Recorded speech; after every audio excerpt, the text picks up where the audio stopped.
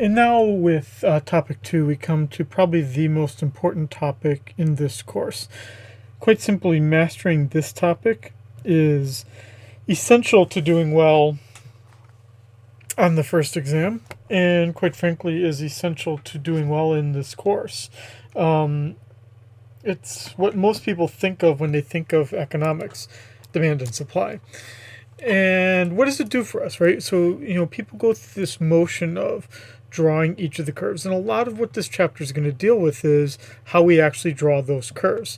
That's important, but let's also revisit why are we doing this, right? What we looked at in the last topic was what is economics all about? And as I said in the previous introductory video, that it was all about choices, making choices, deciding what to do. And one of the ways that we make those decisions is by receiving prices. How do we decide in making a decision based on the prices of different items? We get those prices in a market system like we have here in the United States. We get those from the intersection of demand and supply. So that's why this is such an important topic, because prices help us make choices. Prices are derived from, we get them from the intersection of demand and supply. So that's why this topic is so important. This topic concludes with my general belief, and a belief I think of most other economists, of why the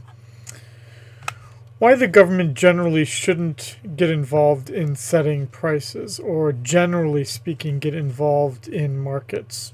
Now, again, there are exceptions to this rule, but for the most part, the government shouldn't get involved in setting prices, because when it does, it alters the market. It alters the outcomes. Now, sometimes you want that, right?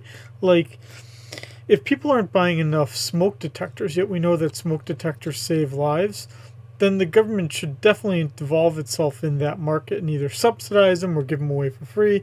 Just kind of like how we're experiencing now with COVID, and vaccines, right? That for the most part, the government is picking up that bill because it wants people to get those shots and not think about prices when they're making choices.